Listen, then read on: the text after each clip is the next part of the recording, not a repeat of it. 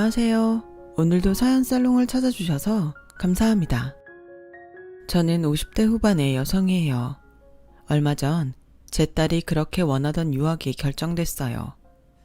모두 어렵고 힘들 때인데 대학 가서 자기 힘으로 용돈 벌고 돈 모으면서 열심히 공부하더니 결국 자기 꿈을 이루었네요. 딸이 꿈을 이루니 저도 제 할 일을 다 한 기분이에요. 저는 공부를 많이 하고 싶었지만 형편상 어쩔 수 없었어요. 부모님은 매일 농사일로 바쁘셔서 저를 돌볼 형편이 안 됐죠. 제가 공부를 하고 싶어 하는 건 알고 계셨어요. 상희야, 네가 얼마나 대학에 가고 싶어 하는지는 잘 아는데 우리가 그것까지 해줄 형편은 안 되는 거 알잖아. 네가 꼭 가겠다면 엄마가 등록금까지는 해줄 수 있는데 그 이상은 힘들 것 같아. 그러니까 잘 생각해봐. 알았어, 엄마. 나도 우리 집 사정 어떤지 잘 아는데 등록금 해준다는 것만도 감지덕지지. 내가 하는 데까지 해볼게. 저는 고3 한 해 동안 그 어느 때보다 더 열심히 공부를 했고 그 결과 서울 중위권 대학에 1년 장학금을 받고 들어가게 됐어요. 엄마는 없는 돈에 비싼 정장을 맞춰주셨고 아버지도 동네 잔치를 열었어요. 우리 상희가 과외도 안 하고 오로지 지 실력으로 서울에 있는 대학에 장학금까지 받고 갔다니까? 우리 동네에서 언제 이렇게 똑똑한 애 나온 적 있어? 라며 엄마는 아줌마들한테 자랑하기 바쁘셨어요. 저는 그렇게 좋아하는 부모님의 응원을 받으며 서울에 왔죠. 하지만 서울 생활이 만만한 건 아니었어요. 저는 새벽 시장에서 알바를 하고 학교 강의를 가고 끝나고 나면 또 보습학원 알바를 가야 했어요. 그러니 편하게 부모님한테 용돈 받으면서 수업 빼먹는 같은 과 애들을 보면 나만 힘들게 사는 것 같아서 힘이 빠질 때가 있었어요. 그럴 때마다 과에서 저와 같은 처지인 애들끼리 서로 위로하고 더 힘내자면서 하루하루 지나갔어요. 4학년 때에는 유학을 준비하는 애들과 대학원 가는 애들, 그리고 취직 준비를 하는 애들로 나뉘어 각자 바쁘게 지냈어요. 3학년 말에 벌써 자기가 뭘 할지 정한 애들 중에는 회사 규정에 따라서 벌써 출근을 하기도 했고요. 저희 때는 유학 가는 애들이 요즘처럼 흔치 않아서 그게 참 부러웠어요. 저보다 공부도 안 한 애들이 편하게 유학 준비를 하는 게 제일 속상했고 그래서 4학년 내내 많이 우울하게 보냈던 것 같아요.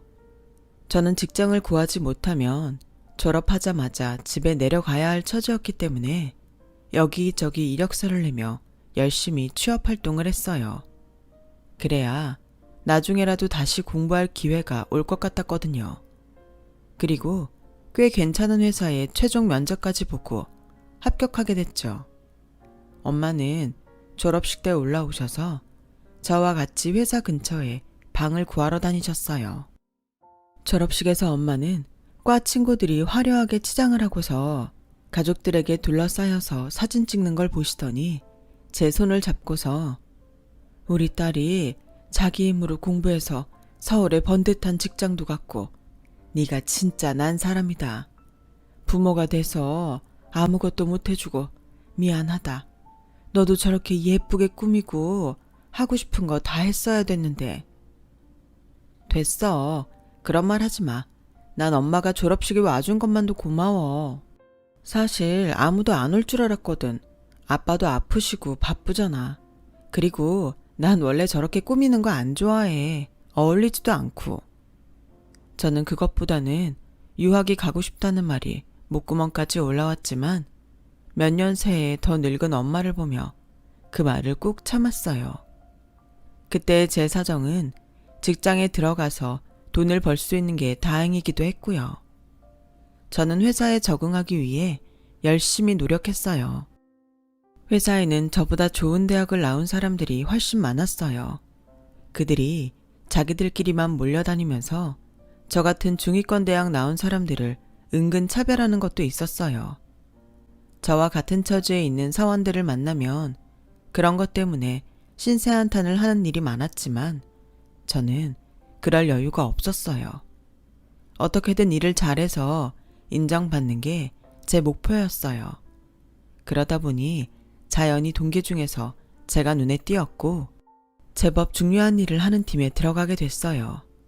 하지만 그 팀에서는 저를 인정하지 않고 맨날 커피 심부름에 복사 심부름만 가득 시키더군요. 그래도 불평하지 않고 묵묵하게 맡은 일을 했더니 좀 지나서는 저한테도 일다운 일을 주더라고요. 그런 제게 다가온 사람이 있었어요. 저와 다른 팀이었는데 제가 눈에 띄었다고 하더라고요. 김상희 씨는 항상 열심히 해요. 뭐든지 잘하고요. 비결이 뭐예요? 저도 좀 가르쳐 주세요. 라며 저에게 다가왔고 저는 그 사람에게 호감을 느꼈어요. 주말에 몇 번 만나고 난 후에 그 사람은 저 상희 씨랑 정식으로 사귀고 싶은데 어때요?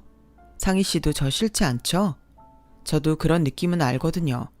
우리 천천히 서로 알아가 봐요. 서두르지는 말고요. 편하게 시작했으면 좋겠어요. 저는 일이 먼저였기 때문에 연애에만 빠지는 건 원하지 않았어요. 그래서 서두르지 않고 천천히 알아가 보자는 게 마음에 들었죠. 저와 그 사람은 가벼운 마음으로 만나기 시작했고 점점 서로를 좋아하게 됐어요. 그러는 중에 저는 회사 일에 익숙해졌고 어느 정도 성과도 냈을 때였어요. 그 사람은 같이 저녁을 먹다가 저에게 오늘은 특별히 하고 싶은 말이 있어서 보자고 했어요. 여기 이거 프로포즈 반지예요. 라며 반지 상자를 내밀었고 저는 그걸 받았어요. 이 사람이면 제가 결혼하고도 계속 제 일을 할 수 있겠다는 생각이 들었거든요. 시골에 있는 엄마와 아버지도 제 결혼 소식을 기뻐했어요. 남자가 듬직하고 성실해 보인다면서 마음에 들어 했고요. 하지만 시어머니와 시누이는 상견례 때부터 꼬장꼬장하게 굴며 좋지 못한 인상을 남겼어요. 결혼하고 나면 사람 좀 힘들게 하겠다 싶더라고요. 두 사람은 식사가 나올 때마다 까탈스럽게 굴었고 저희 부모님한테도 도도하게 구는 게 마음에 들지 않았어요. 그런 제 마음을 알았는지 남자는 상견례가 끝난 후 저를 따로 불러내더군요. 상희 씨한테 얘기 안 한 게 있는데 어머니는 제가 2살 때 아버지랑 재혼하셨어요. 친어머니는 병으로 일찍 돌아가셨고요. 2살 때부터 저를 키워주셨으니 친어머니나 마찬가지라고 생각하겠지만 항상 저한테 자기는 새어머니라는 걸 강조하시고 민정이는 자기 친딸이라 나랑 다르다고 입에 달고 사셨어요. 그래서 제가 얼른 제 가정을 만들어서 독립하고 싶은지도 몰라요. 원래 저한테 애정이 없어서 저러는 거니까 결혼하고 우리랑 크게 상관 안 하고 살 거예요. 아버지도 돌아가시고 안 계시잖아요. 너무 마음 상하지 말고 조금만 참아요. 라며 따뜻하게 위로했고 저는 그 말에 마음을 다잡고 결혼을 할 수 있었어요. 남편 말대로 시어머니는 저희를 부르지도 않고 간섭도 안 하더라고요. 정말 남편을 자기 자식으로 생각 안 하는가 보다 그런 마음이 들 정도였죠. 그렇게 반년 정도를 보냈는데 갑자기 시누이가 회사로 전화를 해서 저를 찾더군요. 내일이 엄마 생일인 건 알아요? 아무리 피가 안 섞였대도 시어머니인데 생일은 챙겨야 되는 게 맞죠? 그냥 입 씻고 지나가면 너무 뻔뻔하지. 지가 어떻게 컸는데. 오늘 그이 지방 출장 가서 자리에 없어요. 바빠서 얘기 못하고 간 것 같아요. 제가 내일 생신 챙길게요. 그런 눈에 뻔히 보이는 거짓말 좀 하지 마요.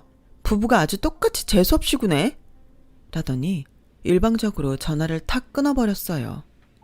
저는 다음날 백화점에서 과일 바구니하고 고급 스카프를 샀고 일이 끝나자마자 시어머니한테 갔어요. 시어머니는 화려하게 차려입고 막 외출하려고 집을 나서던 참이었어요. 아니, 네가 무슨 일로 여기까지 왔냐? 어머니, 생신 축하드려요. 이거 그이하고 제가 준비했어요. 작지만 받아주세요. 작은 걸 알면서 이까짓 거 날 가지라고 주는 거야? 내가 무슨 과일도 못 먹고 스카프도 없는 거렁뱅인 줄 아니? 이딴 걸 선물이라고 들고 와? 하여간 이것들은 뭐 하나 제대로 할 줄 아는 게 없어. 라더니 제 선물을 바로 쓰레기통에 처박아 놓고는 대기하고 있던 차를 타고 어디론가 가버렸어요. 저는 너무 어이가 없고 황당해서 그저 당하기만 하다가 집에 왔죠. 그랬더니 신우이한테서 다시 전화가 왔어요.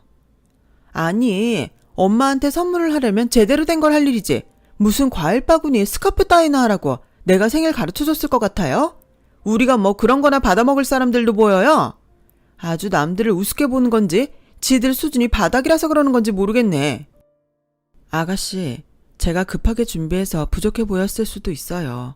근데 정말 뭐가 그렇게 잘못됐는지 모르겠어요. 이거 시골에서 살다가 겨우 회사 붙어서 다닌다더니 그 말이 맞나 보네. 오빠는 어디서 골라도 꼭 지 같은 거 골라서 결혼했을까? 이봐요. 댁한테는 하늘같은 시어머니가 생신을 맞았으면 못해도 탄생석으로 귀걸이 목걸이 세트 정도는 해야지. 이런 것까지 알려줘야 돼? 얼마나 못 배워먹고 자랐으면 이 정도 상식과 예의도 모르는 거야. 댁 수준이 어떤지 아주 잘 알았으니까 앞으로는 서로 그냥 모르는 사람처럼 하고 지내자고요. 엄마 말이 맞았네. 저런 것들하고는 상종하고 사는 거 아니랬는데. 라며 사람 정신을 쏙 빼놓으면서 자기 할 말만 하고 전화를 끊었어요. 시어머니는 고등학교 교사였고 돌아가신 시아버지가 작은 사업을 하셨기 때문에 남겨놓은 재산이 꽤 된다고 들었어요. 하지만 시아버지 살아생전에 시어머니의 이간질 때문에 남편과 시아버지 사이가 안 좋았다고 해요. 그 결과 남편은 그 재산의 일부만 상속받고 전부 시어머니와 신우가 시아버지 재산을 차지했다고 하더라고요. 그렇게 누릴 거 다 누리고 사는 사람들이니 제가 우습게 보였을 거예요. 하지만 저는 결혼 전에는 그렇게 비싼 선물을 제 부모님한테도 해본 적이 없었어요. 나중에 남편은 그걸 알고 신우에게 다시 또 전화하면 가만 안 두겠다고 화를 냈고 시어머니한테도 우리끼리 알아서 잘 살 테니 신우 단속이나 잘 하라고 했어요. 그런 일이 있었으면 나한테 먼저 알렸어야지. 저 사람들이 어떤 사람들인데 그걸 혼자 감당할 생각을 한 거야. 당신도 출장 가서 바쁘잖아. 일이 얼마나 힘들게 돌아가는지 내가 제일 잘 아는데 신경 쓰게 하고 싶지 않았어. 그리고 나는 내가 챙기면 당신한테도 좀 고마워할 줄 알고 그랬지. 그런 상식이 통하는 사람들이 아니야. 그러니까 너무 속상해하지 말고 잊어버려. 남편이 그동안 얼마나 외롭게 살았을지 감이 오더라고요. 저는 남편에게 더 좋은 친구이고 더 좋은 가족이 돼주고자 결심했고 그 후로 남편과 더 돈독하게 잘 지냈어요. 그렇게 몇 년을 지내면서 저희 사이에 딸도 생겼고 남편도 승진을 하게 됐어요. 좋은 일이 계속되면서 저와 남편은 이대로만 가면 참 행복하겠다 싶었죠. 그러다가 남편이 장기 출장을 갈 일이 생겼어요. 미국에 지사를 새로 세우는데 남편이 선발대로 가서 시장 조사를 하게 된 거였어요. 석 달 동안이나 출장을 가다니 결혼하고 이렇게 오래 떨어져 보는 건 처음인 것 같은데 당신이랑 하영이 보고 싶어서 어떡하지?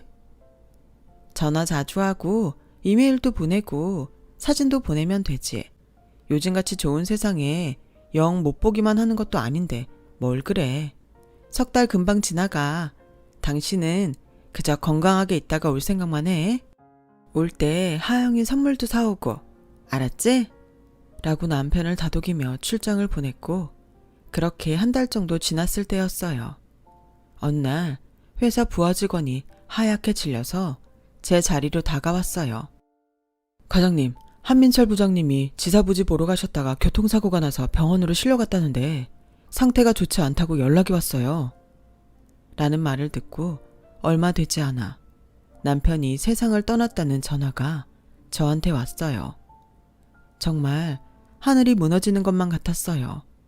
눈앞이 캄캄했고 뭘 어떻게 해야 할지 아무 생각도 나지 않았죠. 제가 그렇게 기운을 못 차리고 울기만 하는 사이에 회사에서 장례식장을 마련해주고 회사장을 치러줬어요. 시어머니와 신우는 장례식 마지막 날 아주 잠깐 들러서 저랑 눈도 안 마주치고 부조금만 놓고 가버렸어요. 그 사람들이 남편 가족이라는 걸 회사 사람들도 아무도 모를 정도였으니까요. 남편이 가고 한 달이 조금 지났을 때였어요. 저는 여전히 딸을 제대로 돌보지 못할 정도로 힘들어하고 있었죠. 그런데 갑자기 시어머니와 신우가 부동산 업자와 들이닥쳤어요. 여기도 재개발 들어가는 데니까 같이 묶어서 아파트 짓는 데에 들어가면 회사도 좋고 우리도 좋은 거 아니겠어요? 어머니, 지금 뭐 하세요? 이 사람들은 누구예요? 보면 몰라요. 이 집 보러 오신 분들이잖아요. 이쪽 다 묶어서 아파트 올라간대요. 제가 언제 아가씨한테 물어봤어요? 그걸 왜 제가 있는데 어머니가 나서서 이러시는데요. 저는 집 안 팔아요. 나도 당신 김상희 씨랑 얘기하기 싫어요. 근데 엄마는 나보다 더 싫다니까. 내가 얘기하는 거예요. 이 집 원래 오빠 결혼할 때 엄마가 준 거니까 따지고 보면 엄마 거고요. 이제 그 사람 없으니까 엄마가 알아서 하는 거예요. 당신하고는 아무 상관없는 일이니까 얼른 짐 싸서 나갈 생각이나 하세요. 미니야, 길게 얘기할 거 없다. 상대해주면 너만 피곤해. 그만 가자. 라며 저를 남보다도 못한 사람 취급하는데 너무 화가 치밀었어요. 제가 그 길로 나가서 등기를 떼서 알아보니 시아버지가 남편한테 줬던 땅인데 시어머니가 남편 결혼할 때 집을 자기가 지을 테니 세를 내고 살라고 했던 거더라고요. 남편은 아버지가 자기한테 준 땅이라고 얘기했겠지만 안 통했을 거예요. 그래서 집은 시어머니 명의로 되어 있는 게 맞았고 제가 할 수 있는 게 없었어요. 그렇더라도 어떻게 자기가 2살 때부터 키웠던 아들의 아내랑 그 딸을 이렇게 피도 눈물도 없이 쫓아내는지 정말 이해가 안 되더라고요. 남편이 항상 상식으로 안 되는 사람들이라고 말했던 이유를 뼈저리게 깨달았죠. 하지만 그 일이 다시 제가 이를 악물게 만드는 계기가 됐어요. 저는 정신을 차리고 작은 아파트 전세를 얻어서 딸아이와 둘이 살기 시작했어요. 딸을 유치원과 학원에 보내 그곳에서 거의 하루 종일 있게 하면서 저는 회사 일에 더욱 매달렸어요. 어떻게든 지금보다 나아져야 한다는 생각밖에는 없었어요. 한때는 하던 일이 잘 안 돼서 수도권에 있는 본사 연수원에서 1년 정도 유배 같은 생활을 한 적도 있었어요. 너무 힘들 때에는 다 때려치우고 내 사업을 해볼까 진지하게 고민한 적도 있었어요. 하지만 제 퇴직금은 사업을 벌릴 만한 돈이 되지 않았고 혹시 잘못돼서 아이를 키울 형편도 안 되면 어떡하나 싶더라고요. 아이한테 돈이 많이 들어가기 시작할 때 그때라서 겁이 덜컥 났어요. 저는 결국 버틸 수 있을 때까지 버티기로 했어요. 그러다가 다시 본사로 돌아왔을 때 이사님 한 분이 저를 눈여겨보셨다며 남편이 지사 부지를 보러 갔던 곳에 몇 년 나갈 생각이 없냐고 하시더군요. 김 차장 일 잘하는 거야. 아는 사람은 다 알지. 미국 지사도 차차 자리를 잡아가고 있는데 본사 사정도 잘 알고 소통이 잘 될 사람이 필요하다고 하더라고. 미국 대학에서 연수 받을 수 있는 기회도 줄게. 그렇게만 해주신다면 저도 너무 감사하죠. 그런데 4년 후에 돌아와서 제가 본사에서 일할 수 있는 건지 궁금해요. 본사가 아니어도 지사장으로 많이 가는데 본사를 꼭 원하면 그렇게 할 수 있을 거야. 실적이 좋아야 되는 건 알고 있지? 라는 말에 저는 그러겠다고 했어요. 제가 미국 대학에서 공부를 할 수 있는 것도 좋았지만 딸이 좋은 교육을 받을 수 있는 절호의 기회였거든요. 고생 끝에 복이 온다더니 이런 건가 하는 생각이 들 정도였어요. 그렇게 저와 딸은 비행기에 몸을 싣고 생전 처음 미국을 가게 됐어요. 저는 남의 나라이다 보니 문화가 달라서 어려운 게 많았는데 딸은 어려서 그런지 처음에만 좀 힘들어하더니 금세 적응해서 친구들도 많이 사귀고 잘 지내더라고요. 무엇보다 아이가 밝아지고 자신감이 생긴 게 좋았어요. 한국에서는 아빠도 없는데 엄마하고도 같이 지낼 시간이 많이 없으니 자기도 모르게 위축이 됐던 것 같아요. 저도 회사 실적에 신경 쓰이긴 했지만 제게 주어진 시간을 최대한 잘 활용하려고 노력했어요. 그 결과 미국 대학원 1년 과정도 무사히 수료했고 지사 실적도 괜찮았어요. 꽤 괜찮은 기업들과 저희 회사 기술 제공 계약을 맺었거든요. 저는 그렇게 4년간 무사히 제 일도 잘 마치고 공부도 하고 정말 꿈만 같은 시간을 보내고 한국에 돌아왔어요. 회사에서는 마침 신임 상무를 뽑고 있었고 이사님이 저를 추천해서 후보에 올라가게 됐어요. 그때는 떨어졌지만 2년 후 다시 상무를 뽑을 때에는 제가 그 자리에 있을 수 있었죠. 아이는 어느새 중학생이 되어 있었어요. 저는 시골에 혼자 계신 엄마를 모셔와서 같이 살기로 했어요. 나이 드시고 혼자 있으면서 여기저기 아픈 데가 많으셨거든요. 엄마는 저와 딸 옆에 3년을 계시다가 눈을 감으셨어요. 그러면서 딸은 고3이 돼서 대학 입시 준비를 했어요.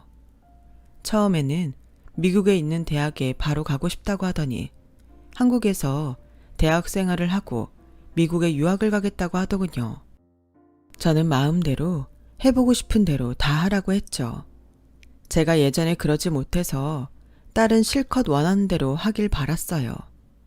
그리고 딸아이 입시가 끝나고 나서 저는 예전에 남편과 살던 집을 사기로 했어요. 몇 년 전 우연히 알게 됐는데 저희가 살던 집은 재개발이 되지 않았더라고요. 어떻게 된 일인지 계속 미뤄져서 여전히 예전 모습 그대로 있었어요. 저는 그때 그 집을 사야겠다고 마음먹고 계획을 세웠죠. 제가 집을 계약하러 갔다가 시어머니와 만나게 됐어요. 저희를 내쫓았을 때 집을 팔지 못하고 계속 갖고 있었던 모양이더라고요. 시어머니는 놀라서 저를 위아래로 몇 번이나 훑어보더라고요. 10년이면 강산도 변한다고는 했지만 네가 이렇게 변할 줄은 몰랐다. 먹고 살만한 모양인가 본데 여기까지는 어쩐 일이냐? 아직도 이 집에 미련이 있는 건 아니지? 그런 건 꿈도 꾸지 마라. 제가 이제 와서 이걸 달라고 하겠어요? 전 오늘 할머니 만날 생각도 안 했는데요. 너는 여전히 예의도 모르고 수준도 쌍스럽구나. 여사님이나 선생님이라고 할 줄은 몰라도 할머니라고 할 줄은 몰랐다. 할머니를 할머니라고 하지 뭐라고 해요? 할머니가 지금 선생님도 아니고 무슨 직책이 있는 것도 아니잖아요. 그래, 너 같은 게 참 지자식 잘도 키웠겠다. 우리 미니 아들은 작년에 대학 들어가고 올해 유럽도 갔다 왔어. 성적도 얼마나 좋은지 아니? 1학기 장학금도 받는다고 하더라. 해외 연수도 자주 가서 영어도 잘해. 자식을 키우려면 이 정도는 돼야지. 니네 딸은 시골에서 흙파다 온 엄마 밑에서 뭘 보고 자랐을지 걱정이다. 제가 할머니 손자 자랑 들을 이유도 없고 할머니가 제 딸 걱정할 필요도 없겠지만 한마디 하면요. 제 딸도 대학 붙었어요. 과 수석으로요. 그리고 왜 집 계약하는데 부동산 중개인도 없이 이렇게 하는지 이상하네요. 아무리 인터넷에 직거래로 내놨다고 해도 그렇죠. 뭘 보고 계약하죠? 아니, 네가 이 집을 산다고 연락한 그 사람이라고? 그게 정말이야? 라며 놀라는 시어머니한테 일단 계약을 보류하자고 하고 돌아왔어요. 그런데 알고 보니 시어머니는 신우를 내세워 그 집을 다른 사람에게 팔았더라고요. 그래놓고 또 저하고 계약을 해서 돈만 받고는 해외로 도망갈 생각이었던 거예요. 시어머니는 부동산 투자를 한답시고 사치를 부리면서 여기저기 손댔다가 전부 망하고 재개발이 미뤄져서 남겨뒀던 남편 집만 남은 거였어요. 신우는 이혼하고 시어머니한테 의지해서 살다가 돈이 떨어지니 둘이 사기를 친 거죠. 시어머니와 신우는 곧 체포가 됐고 경찰서에 진술하러 간 저를 보더니 두 손을 모으고는 눈물을 뚝뚝 흘렸어요. 얘야, 정말 미안하다. 어떻게 하다 보니 이렇게 됐어. 제발 한 번만 선처해다오. 언니, 제가 그동안 연락도 못하고 너무 미안했어요. 제가 이제 언니한테 잘할 테니까 이번 한 번만 좀 봐주세요. 절 그 집에서 쫓아낼 때 며느리로 생각도 안 하고 김상희 씨라고 부르던 사람들이 갑자기 왜 이러세요? 그리고 이게 제가 봐주고 말고 할 문제인가요? 댁들이 죄를 지었으면 벌을 받아야죠. 언제까지 당신들 억지가 이 세상에 통할 줄 알았어요? 라며 차갑게 뿌리쳤어요. 전에 집을 계약했던 두 사람도 그 두 사람을 고소했더군요. 저는 그 사람들을 도왔죠. 법적인 절차를 밟아서 그 집을 샀고 제 이름으로 명의도 변경했어요. 그렇게 두 사람과 저희 집의 질긴 악연은 끝이 났고 두 사람은 집행유예를 받은 뒤에 지방 어디로 떠났다는 말만 들었어요. 그리고 오늘에 이르게 된 거죠. 저는 그때 시댁이라는 사람들한테 너무 질렸어요. 무엇보다 딸을 잘 키우고 싶어서 결혼을 안 했지만 제 딸은 자기 공부 잘하고 좋은 사람 만나서 잘 살았으면 하는 바람이 간절합니다. 제 얘기는 여기까지예요. 긴 시간 동안 제 얘기 들어주신 분들, 하고자 하시는 일 모두 잘 되시고 모두들 앞으로 좋은 일만 있으시길 바랄게요. 행복하시고 건강하세요. 여러분, 사연 댓글에 응원과 현명한 조언 부탁드려요. 좋아요와 구독은 저에게 큰 힘이 됩니다. 오늘도 좋은 일 가득하세요.